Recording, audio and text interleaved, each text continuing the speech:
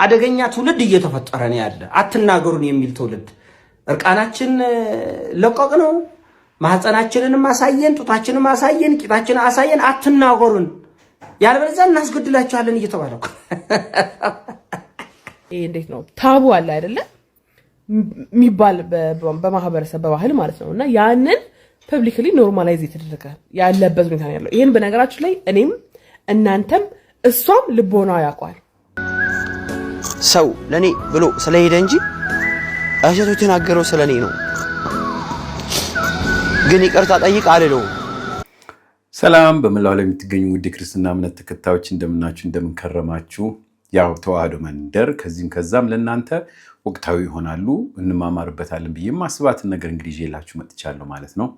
በዛሬው ዕለት ያው ሰሞኑን እንግዲህ ትልቅ መለጋገሪያ በነበረው እንግዲህ በእሸቱና በባቢ መሃል በተፈጠረው ጉዳይ በጣም ብዙ ግጭቶች ወይም አስተያየቶች በአጠቃላይ በመላው እንግዲህ የሶሻል ሚዲያ ላይ ሲዘዋወር ከርሟል ማለት ነው እና ይሄ ነገር በትክክለኛ በኦርቶዶክሳውያን ስሜት ምን ይመስላል የሚለውን ነገር እንግዲህ ሰብሰብ አድርጌ የሰዎችን አስተያየትና እንግዲህ ያው የኔን ሐሳብ አንድ ላይ ጠቅልል አድርጌ ልገልጽላችሁ ወዳለሁ ማለት ነው። እቺ ነገር እንግዲህ ተመልክታችሁ የራሳችሁን ኮሜንት ስጡባት። ከወደዳችኋት ላይክ አድርጉልኝ። በተረፈ አዲስ ሆናችሁ ሰብስክራይብ አድርጉ እያልኩኝ ቀጥታ ወደ ፕሮግራሙ ልግባላችሁና ከዛ በኋላ በደንብ እንነጋገራለን ማለት ነው። መልካም ጊዜ ይሁንላችሁ። ሸፋፍኜ ሰገነት ላይ አውጥቼ እንድትድኑ የሉም ብዬ ዋሽቼ ስላወኩኝ ስለገባኝ ነው ክብሩ የሚረዳን በሰማይ ነው አገሩ የሚረዳን በሰማይ ነው አገሩ ሰማይ ምድሩ ያንተ ነው ማይታየው ሚታየው በፍርድ ቀን በግርማ ስትመጣ እንዳትረሳን በቀኝ ቁመን የኛ ጌታ ሰማይ ምድሩ ያንተ ነው ማይታየው ሚታየው በፍርድ ቀን በግርማ ስትመጣ እንዳትረሳን በቀኝ ቁመን የኛ ጌታ።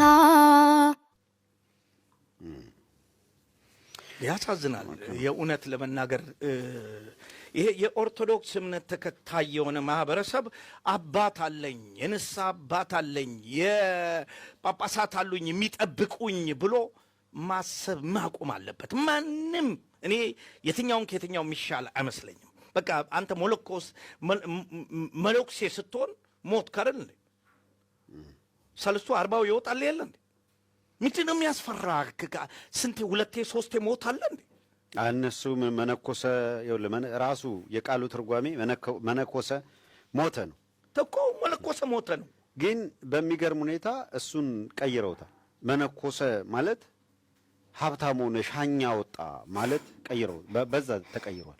አሁን መነኩሴ ሆነ፣ አሁን ጳጳስ ሆነ። በተለይ ደው መነኮሰን እንኳን እሺ የትኛውም ደረጃ መንኩሰው መንነው የሚኖረው አሉ። እሱን የሚመለከት ነው እያልኩ አይደለም። በቤተክርስቲያኗ ስርዓት መሰረት የመነኮሱ በርካቶች አሉ። ዳዋ ጥሰው ድንጋይ ተንተርሰው ቋርፍ በልተው ቆዳ ለብሰው መከራቸውን እያዩ ይህንን ዓለም ተጠይፈው ከፈጣሪ ጋር በየዕለቱ የሚገናኙ አሉ። ይሄ የቤተክርስቲያኗ ልዩ ጸጋ መገለጫም የአምልኮ ስርዓትም ነው። ነገር ግን መነኮሰ ጳጳስ ሆነ ቆሞስ ሆነ ምናምን ከሆነ አሁን ባለው ሁኔታ በተለይ ጳጳስ ሆነ የሚባለውን ስትሰሙ ስሙልን ብቻ የመጨረሻውን የሀብት ማማ ተቆናጠጠ። በቃ ከዛ ጃኩዚ ቤት ውስጥ አሰርቶ ተጋድሞ ጃኩዚ ውስጥ ተዘፍዝፎ የሚውል በሁዳዴ ጾም የሚያበስለውን ስንት አይነት ምግብ ምናምን ብሎ ሜኑ ቁጭ አድርጎ ምናምን የሚመርጥ እራፊ ጨርቅላቸው ላይ ሃይ እንዴት ናችሁ? አሁን በጣም በቃ ከሚያናድዱኝ ነገሮች እየሆኑ ከመጡት ነገሮች አንዱ አምላኬን ሰዎች ሊያሳንሱበት ሲሞክሩ ነው።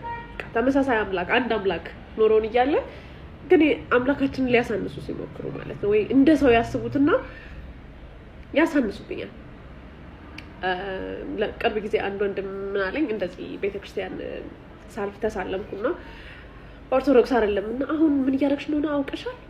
ምንም እኮ አሁን ከአምላክ ጋር እንትን ያልሽ ነገር የለም እንደውም አለ ኮከብ እየሰራሽ ነውና ሳታውቂው ይሄ በእንደዚህ አይነት አሁን በሲምቦሎጂ ልብናት ምናምን እንደሚባሉት የሰይጣን አምልኮ እያመለክሽ ነው ሳታውቂው። ከዛ ደግሞ ይሄ መዝሙር ሲገለበጥ የሆነ የምታለውና በዛ ሪትም ሰይጣን ነው የሚመለከው። እንኳን ኮከብ ለምን የሰይጣኑን ስዕል አልሰራም እዚህ ጋር እኔ በልቤ ማንን እየተሳለምኩ እንደሆነ እስካወቅኩ ድረስ የልብ እኮ ነው አምላክ። ይሄ ለምሳሌ አየር ስንተነፍስ አየር ደግሞ ሲዘጋብን ወይ መተንፈስ ሳንችል ስንቀር ምን ነው መጀመሪያ የምናደርገው ፌንት ነው የምንሰራው አይደለ? ወይ ደግሞ ኮንሽስነሳችን እናጣለን አይደለ? እግዚአብሔር ደግሞ እኛ ህያው እንድንሆን ምንድን ነው ያደረገን? እስትንፋሱን ሰጠን ነው የሚለው አይደል? ማች ነው እኮ የልባችን እኮ ነው አምላካችን በእያንዳንዱ እስትንፋሳችን ውስጥ እኮ የሚያውቀን። እና እኔ ለምን እንደተሳለምኩ አያውቅም ነው የምትሉኝ?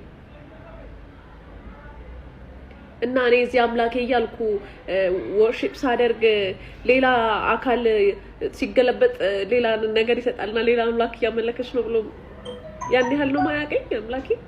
በፀጉሬ ቁጥር እኔ እንጃ ፀጉሬን በቁጥር የሚያውቅ አምላክ ለምን ምን እያደረኩ እንደሆነ አያውቅም ነው የምትል? ይሄ ነገር ነው ያሳንስብኛል መላክ። የልባችንን የሚያውቅ አምላክ ፈቅደን የተገዛንለት የመረጥ ነው የምንከተለው ሃይማኖት እያለን እንዴት በጥቃቅን ለማናውቀው ነገር እንዴት አሳልፎ ይሰጠናል ብላችሁ ታስባላችሁ? ክንዳለሜ እህትዬ እኔ ጠጋበኝ ልንገርሽ እና ጠጋበለኝ ወንድም አለ ክርስትና ወይም ኦርቶዶክሳዊነት ክርስትና ስል በስመ ክርስትና የተቀመጡ ስላሉ ብዬ ነው። ኦርቶዶክሳዊነት ይሄ ነው የኛ መለያችን። ኦርቶዶክሳዊነት ልኬትነት ነው። የኦርቶዶክሳዊ ዕውቀታችን ወይም በወንጌል ላይ ያለን ዕውቀት እግዚአብሔርን እንድናገኝ ይረዳናል እንጂ ከእርሱ ጋር እንድንኖር ምንም ጥቅም ፋይዳ የለውም።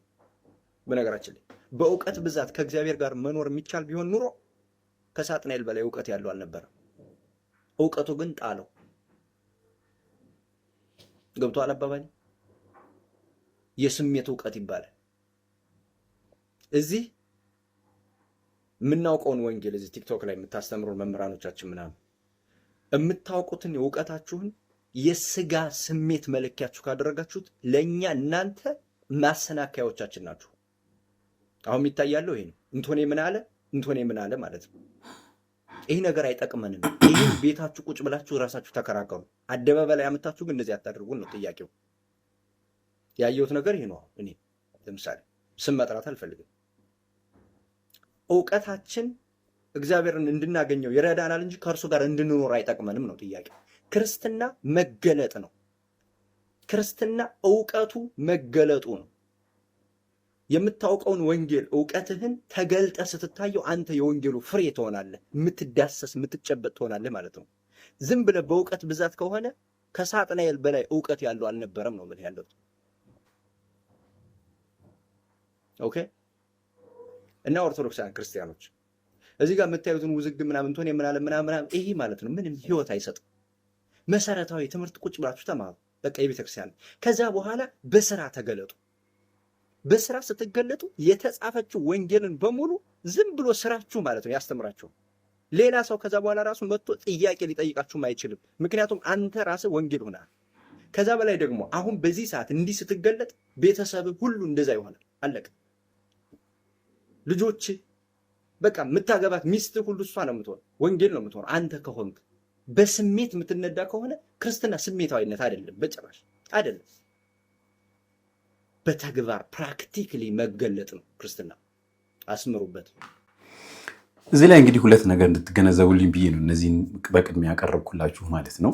ወደ ሌላው ጉዳያችን ከመሄዳችን በፊት እና አሁን የመጨረሻው ወንድሜ እንደተናገረው ዋናው መጀመሪያ ክርስቲያን ተብለን ስንጠራ ወይም በኦርቶዶክሳዊነት የመጀመሪያው እንግዲህ ተግባራችን መሆን ያለበት ምንድን ነው? ክርስቲያናዊ ሆኖ መምሰል መታየትን ነው። እንግዲህ ያ ደግሞ ለቤተክርስቲያን ወይም በቤተክርስቲያን አካባቢ ብቻ ሳይሆን በአጠቃላይ በአኗኗራችን በእንቅስቃሴያችን ያንን ነገር የሚመስል የክርስቶስን ፍላጎት የሚሞሉ እንደ ክርስቶስ ሆኖ መታየትን እስከሆነ ድረስ የምንሰራቸው ነገሮች እንግዲህ ራሱን የቻለ አንድ ግምገማ ውስጥ ያስገባናል ማለት ነው።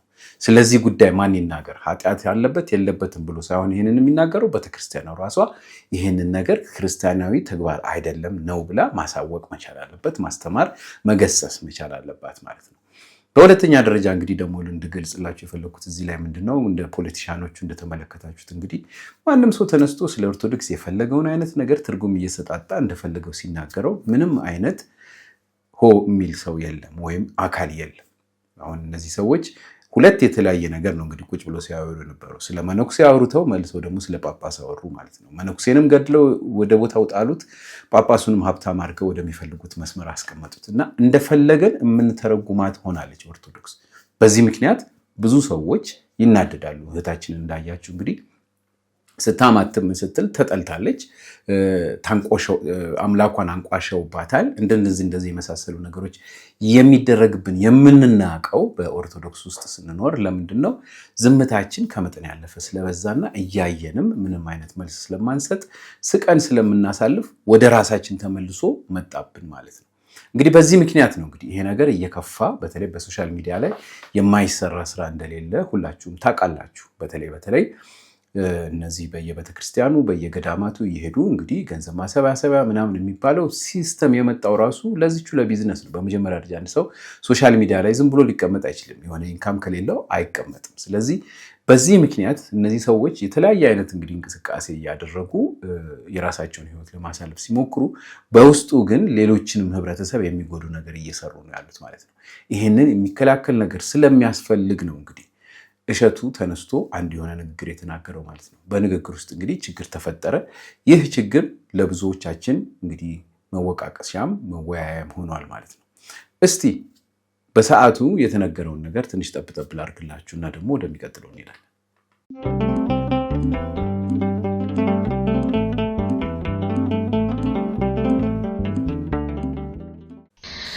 ሃይ ጋይስ አይ ቲንክ ይሄ መጨረሻ ቪዲዮ ነው የሚሆነው በዚህ አካውንት ላስት ዋርኒንግ ላይ ያለው አካውንቴ ኦልሞስት ሁሉም ቪዲዮዎች ጠፍተዋል።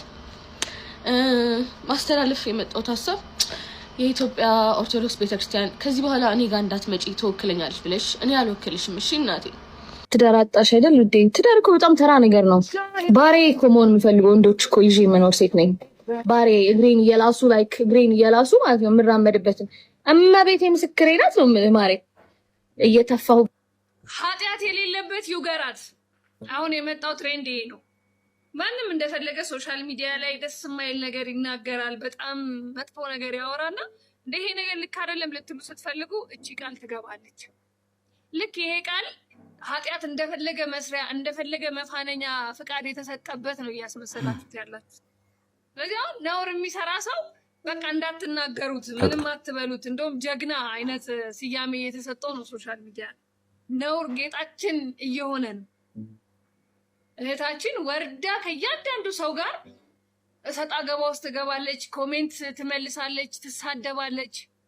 ከዛ ደግሞ አካውንቷ ሲነካ ደግሞ በዚህ በስድብ ምክንያት ሲነካ ደግሞ ለምንድነው አካውንቴን የምትለቁት ብላ ታለቅሳለች።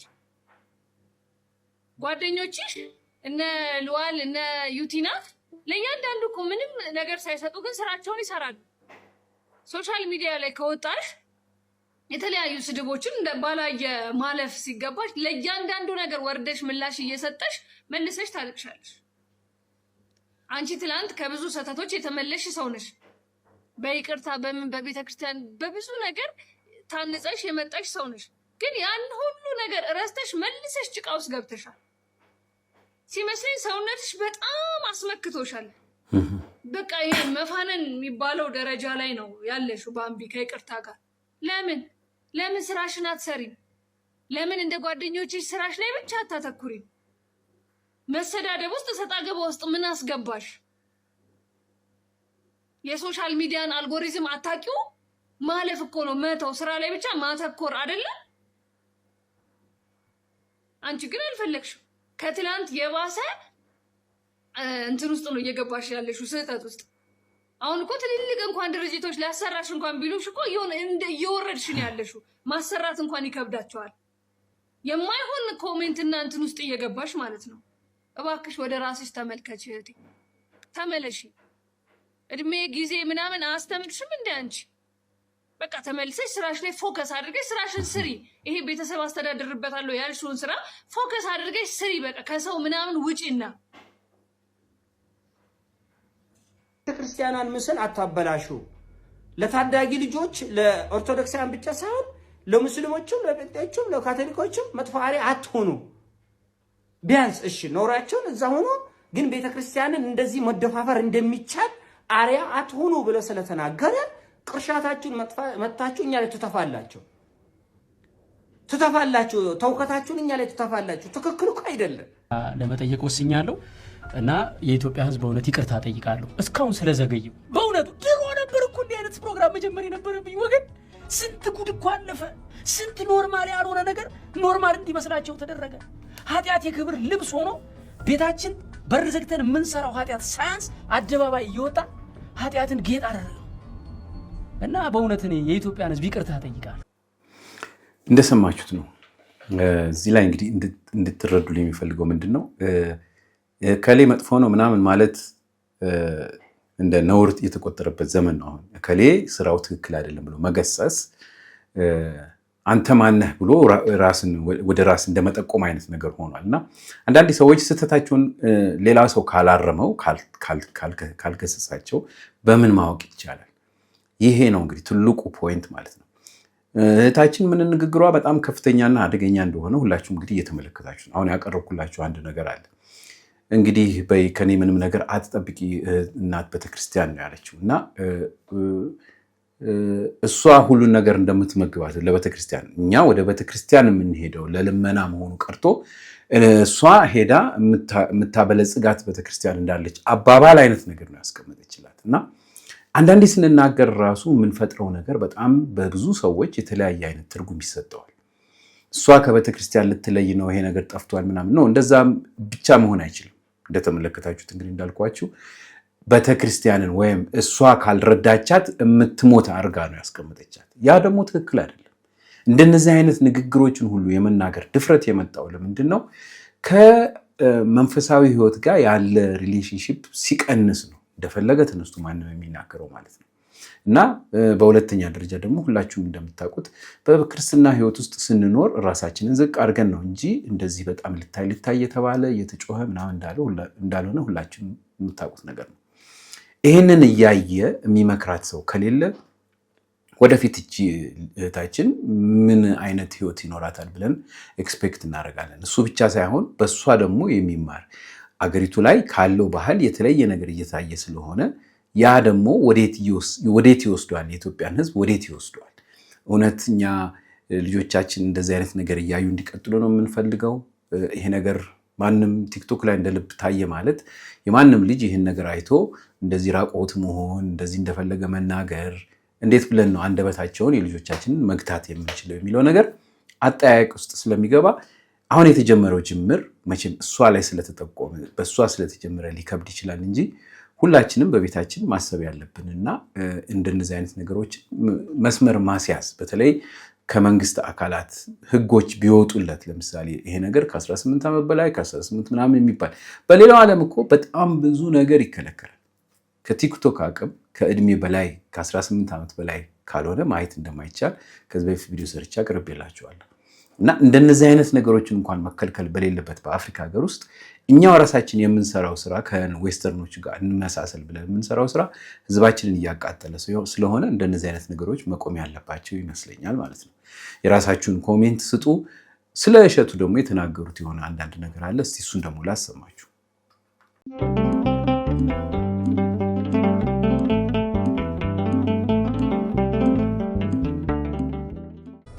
ስለ እሸትና ስለማን በትንሽ ነገር ልበላቸው።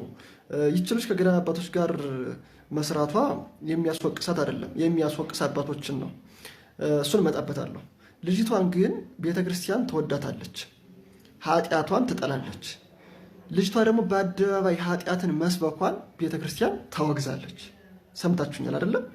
በአደባባይ ራቁቷን ቪዲዮ መቅረጿን፣ ስለ ዝሙት፣ ስለ ሌሎች ልዩ ልዩ ጸያፍ ወሬዎች ማውራቷን ቤተክርስቲያን ታወግዛለች። እንዝላል በሆኑት አባቶች መካከል ሆና እንጂ ሐዋርያው ታዲዎስ ቢያገኛት እንደዚያች ራቁቷን እንደሆነችው ዘማ በነፋስ ወደ ሰማይ ሊሰቅላት ይችል ነበረ። ስለዚህ የሚያሰቅልም ስራ ሰርታለች እያልኳቸው ነው። እሷን ብቻ አይደለም ተከታዮቿ መዝሙር ስትዘምር ቤተክርስቲያን ስትሄድ አታበረታቷትም። ራቁቷን ስትሆን ግን ታበረታታላችሁ፣ ላይክ ሸር ታደርጋላችሁ። ለዚህ ያደረሳችኋት እናንተ ናችሁ ማለት ነው። እናንተ ራሱ ተጠያቂዎች ናችሁ። ንስሐ ያስፈልጋችኋል። ይሄን ማመን አለባችሁ። ሲቀጥል ወደ ገዳም አባቶች ልምጣ። የገዳም አባቶች ለምንድን ነው ግን ዓለማዊ ለመሆን የምትመኙት? ገዳም የሄዳችሁት በልታችሁ ልጠግቡ፣ ለብሳችሁ ሊሞቃችሁ፣ ጠጥታችሁ ልድረኩ ነው እንዲሄዳችሁት? ዓለምን ኮታችሁ ሄዳችኋል። ስለዚህ ከገዳም ራባችሁም ጠማችሁም ራባችሁን ጥማችሁን ራብ አድርጋችሁ ጥም አድርጋችሁ ኑሩ እንጂ ለምንድን ነው ወደ ዓለም ልመና የምትመጡት? ኢትዮጵያን ያስተዳደሩት እነ ጻድቁ ዮሐንስና እነ ቅዱስ ላሊበላ እኮ ሰሌን እየሰፉ ጎመን እየበሉ የተረፈውን እየመጸወቱ ነው ኢትዮጵያን ያስተዳደሩት። እናንተ ገዳም ሆናችሁ ቀጋ መብላት አቃታችሁ? ሰሌን ሰፍታችሁ መሸጥ አቃታችሁ? የእጅ ስራ መሰረት አቃታችሁ? ዓለም ላይ ያለ ሰው እኮ እያንዳንዱ ችግር አለበት። ቆሎ እየበላ እኮ የሚያድር አለ። ጎመን እየበላ ጎመን አቱ የሚያድር ሰው እኮ አለ አይደል እንዴ? ልጅ የሚያሳድግ ከጀርባው ደግሞ የሚጦራቸው የሚጠውራቸው እናት አባት ያሉት አስራተ በኩራት የሚያወጣ ሰው እኮ ነው ያለ። ለምን ከዚህ መሰብሰብ አስፈልጋችሁ? እናንተ ለምን ብቻችሁን ማስተዳደር አቃታችሁ? ራሳችሁ ማስተዳደር አቃታችሁ? ስለዚህ እናንተ ራሱ ተጠያቂዎች ናችሁ። ተስተካከሉ። ፍትሐ ነገሥት አንቀጽ 17 ላይ ከኃጢአተኛ ምጽዋትን ከምትቀበል ረሃብ ቢገዝ ይሻላል። በጣም የሚገርም አያችሁ አይደል? ባለም ያለ ሰው ኃጢአተኛ እንደሆነ አትርሱ። አብዛኛው ማለት ነው ገንዘቡን በኃጢአት የተሰበሰበ እንደሆነ አትርሱ። ሲቀጥል ደግሞ ገንዘቡን ብቻ ሳይሆን ማየት የነበረባችሁ ይህች ልጅ በምን ምክንያት ታዋቂ የሆነችው በመልካም ስራ ነው በመጥፎ ስራ ብላችሁ ግራ ቀኝ ማየት ነበረባችሁ። ገንዘቡን ብቻ ማየት አልነበረባችሁ ማለት ነው። ተጠያቂዎች እናንተ ጭምራችሁ። ሲቀጥል እሻም በዚህ ጊዜ ካለፈ በኋላ ይህን ነገር ይህን ያህል አወጥቶ አጀንዳ ማድረግና ለቤተ ክርስቲያን ይህን ያህል ለልጆች ህውከት መሆን አልነበረበትም። ለወደፊቱ እንዳይሆን ለአባቶች መልእክት መስጠት ነበረበት እንጂ ይህን ያህል አጀንዳ መፍጠር አልነበረበትም። ሰላም እግዚአብሔር ከሁላችን ጋር ይሁን። የመጀመሪያው እናንተ ልጠይቃችሁ፣ ቪዲዮ ምን አይነት ስህተት ተገኝቶበታል? ምንድነው ስህተቱ ቪዲዮ ላይ? የእውነትስ አይደለም ወይ? ምናልባት ትናንትና ችግር ሲፈጠር የችግራችንን ለማለፊያ ቤተክርስቲያን ተጠግተናት ችግራችንን አልፈንበት ትናንትና የዕለት ተዕለት እንቅስቃሴያችን እስኪመስል ድረስ መንፈሳዊነትን በዚሁ ሚዲያ ላይ ሰብከን ያ ችግር ካለፈ በኋላ ከትናንትናው በባሰ ድክመታችን ውስጥ ተመልሰን እኛን ብቻ አይደለም ሌሎችንም እስከ መስበክ በዛ ኃጢአት መሄድ በዛ እንቅስቃሴ ውስጥ መገኘት ልክ እስኪመስል ድረስ አላደረግንም ወይ? ይሄ ችግራችን አይደለም ወይ? ለተተኪው ትውልድ እያስተላለፍነው ያለነው ትምህርት ምንድን ነው? ቤተክርስቲያን ተልእኮዋ ዋነኛ ዓላማዋም ደግሞ የዕለት ተዕለት እንቅስቃሴያችን መንፈሳዊ ህይወታችን እንዲሆን እንጂ በዝሙት ህይወት ውስጥ በጨፈራ ህይወት ውስጥ እየኖርን ቤተክርስቲያን መተን ኮንተንት እንድንሰራ እኛን ማድረግ አይደለም። ይሄ ስህተት ነው ወይ? እንደዚህ አይነት ትውልድ እያፈራን አይደለም ወይ? ሁለተኛ ቤተክርስቲያን አካባቢ ያለን ሰዎች ዘፋኞቻችንን አምጥተን የቤተክርስቲያን ገቢ ማሰባሰቢያ ብለን እነሱን አውደ ምሕረት ላይ አቁመን አላሰራናቸውም ወይ? ከዛ ከተሳሳተ በቤተክርስቲያን አስተምሮ ዘፈን ስህተት ነው።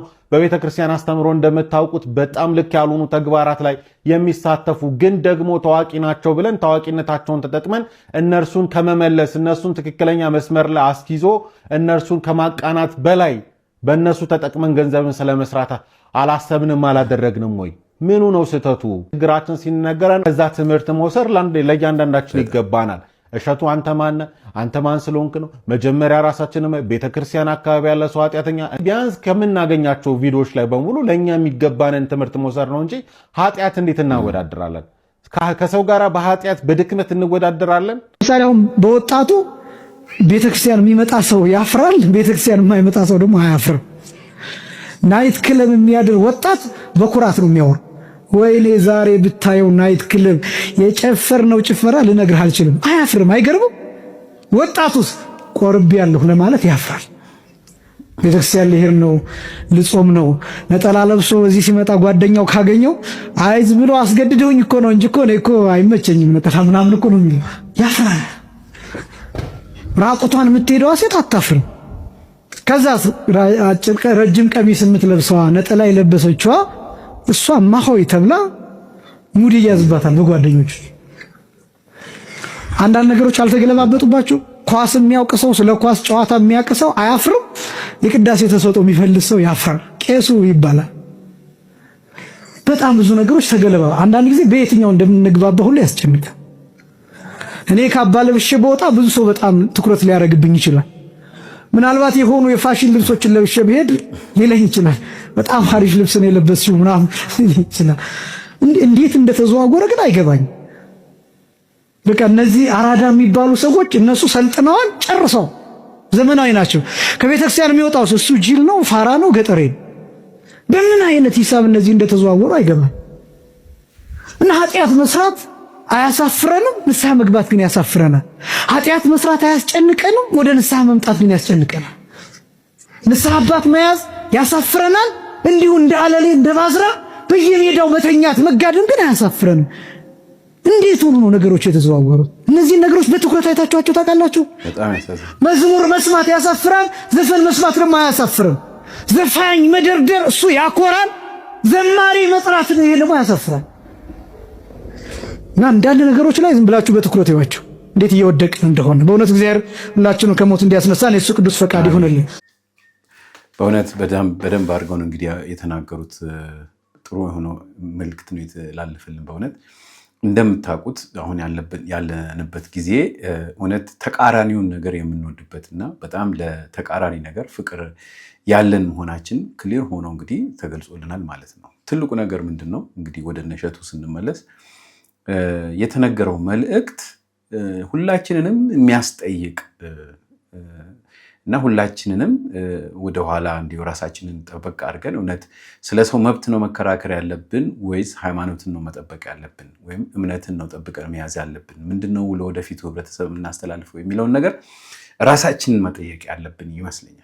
ከአብያተ ክርስቲያናቶች የሚመጡ ብዙ ስህተቶች እንዳሉ በደንብ ግልጽ ሆኖ እየታየ ነው። ያው እንግዲህ የገንዘብ ፍቅር በዓለማችን ላይ በጣም ከፍተኛ ከመሆኑ የተነሳ በየአብያተ ክርስቲያኑ ያለ ህብረተሰብ የሚሰራው ስራ በጣም ስህተት እየሆነና ለብዙ እንቅፋቶች ምክንያት እየሆነ እንደሆነ ሁላችንም እየተረዳ ነው። በተለይ በዚህ ገንዘብ ማሰባሰብ በሚባለው መንገድ ማለት ነው። ወንድማችንም ቅድም እንደተናገረው እንግዲህ በገዳማት ጭራሽ ገንዘብ አሰባስቡልኝ አይባልም ነው እንግዲህ ሲሄዱም ዓለም በቃኝ ብለው እስከሄዱ ድረስ እግዚአብሔር በሚሰጣቸው ጸጋ የሚያገኙት ነገር ይበቃቸዋል ነው የሚባለው። እና ግን አሁን ያለው ገዳማት እውነት ሪዞርት ማለት ይችላል እንደ ካፌ እንደ ክፉ ነገር ባይወጣ እንደዛ ለየት ያለ ነገር ነው እየተሰራ የሚታየውና ለጉብኝት እንደሚያመች እና አንዳንድ ነገሮችን ማመቻቻ ሁሉ እየተደረገ ነው ያለውና እውነት በዛ አይነት ህይወት ውስጥ ዓለማዊው አልገባም ወይ አልተቀላቀለም ወይ የሚያስብል ነው በአሁኑ ጊዜ ያለው ገዳማት ማለት ነው። ምክንያቱም ዓለም በቃኝ ሲባል ያው ሁሉን ነገር ትቶ ከምንም ነገር የተገለለ አካባቢ ላይ ሄዶ ወደ እግዚአብሔር ራስን መስጠት እንደማለት ነውና ይጋጫል በዚህ ጉዳይ። ከዚህ ውጪ ግን እኛም ደግሞ በሚደረጉ ነገሮች ምንም አይነት ምላሽ ወይም ምንም አይነት ተቃውሞ ወይም ያው መናገር ቀላል ስለሆነ ምንም አይነት አክሽን ከመውሰዳችን በፊት በተቻለ መጠን ተረጋግተን የሚመጣውን ማንኛውንም አይነት ንግግሮች መጀመሪያ አጣርተን ተረድተን ያን ሰው ወይም ያን አካል ተረድተን ከዛ በኋላ መልስ መስጠት ተገቢ ነው ብዬ አምናለሁ። ሁለተኛ ነገር ደግሞ በአጠቃላይ ለሰው በሚመቸው ነገር ላይ ብቻ ቆመን ሳይሆን መከራከር መኖር ያለብን ስለ እግዚአብሔር ብለን እውነት ክርስቲያናዊ የሆነ መንፈስን የያዘ ነገር ይዘን መዋጋትም መከላከልም አለብን ብዬ አምናለሁ ማለት ነው። ውድ የክርስትና እምነት ተከታዮች የራሳችሁን ኮሜንት ስጡበት። ይሄ ብዙ መወያያና እውነትም ትምህርት የሚሆን ነገር መስሎ ስለታየኝ ነው እንደገና ይሄን ነገር ያቀረብኩት። በሌላም ቻናል ያቀርብዋለሁ። በሚቀጥለው ጊዜ እስከምንገናኝ ደህና ሁኑ እያልኩ ልሰናበታችሁ። አንድ ወንድማችን ራሱን እንዴት አድርጎ በዚህ ጉዳይ ላይ እንዳስቀመጠ አሰምቻችሁን ለያችኋለሁ። መልካም ጊዜ ይሆንላችሁ። ባይዘዌ እሸቱ የተናገረው ለኔ ነው። እሸቱ የተናገረው ለኔ ነው። ሰው ለኔ ብሎ ስለሄደ እንጂ እሸቱ የተናገረው ስለኔ ነው። ግን ይቅርታ ጠይቅ አልለው። ምክንያቱም እኔ ለቤተ ክርስቲያን ማስታወቂያ ሰራለሁ። ከዛ በኋላ ደግሞ ኃጢአት ቦታ ላይ ይገኛለሁ። በጣም ስለዚህ እሸቱ የተናገረው ስለኔ ነው። ግን ይቅርታ ጠይቅ አልለው። ለምን እንደማልለው ታውቃላችሁ? ስላልተመለስኩ። አሁንም የቤተ ክርስቲያን ማስታወቂያ የሰራው ግን እኔ ኃጢአት ቦታ ላይ አለሁ። እስካሁን ንስሐ ገብቼ በደሙ ተቀድሼ እየኖርኩ ቢሆን ኖሮ ግን እጠይቀው ነበር። እሱ ግን እኔ አሁንም ኃጢአት ላይ ነው ያለው። ስለዚህ እሸቱ የተሳሳተው ነገር ምንድን ነው ብትሉኝ እንደው የሆነ ሰው እንዲመስል አድርጎ ስላወራ ነው። የሆነ ሰው እንዲመስል አድርጎ አውርቷል። ያችም ልጅ ደግሞ መታ እኔ ነኝ ስላለች ነው እንጂ ትክክለኛ ነገር ነው የተናገረው። የብዙዎቻችን ህይወት እኮ ነው። ጠዋት ቤተክርስቲያን እንሄዳለን፣ ማታ ጭፈራ ቤት ነን። አብዛኞቻችን ተመልሰናል ወይ ነው ጥያቄው። ተመልሰናል ወይ? አሁንም እዛ ውስጥ ነን ነው። አሁንም ቤተክርስቲያን እንሄዳለን፣ ማታ ጭፈራ ቤት ነን። ይሄ ሁላችንም ታሪክ ነው እና እግዚአብሔር ይቅር ይበለን ሁላችንንም። እጅ ከመጠቆም ግን አቁሙ። እንትና አንተ እንደዚህ አይደለ አንተ እንደዚህ አይደለ ከማለት ራሳችሁን ጠብቁ። እናንተ እሷ ላይ አትጠቁሙ ትላላችሁ፣ እናንተ ግን ሰው ላይ ጠቆማችሁ ነው ወረኛ ሁላ።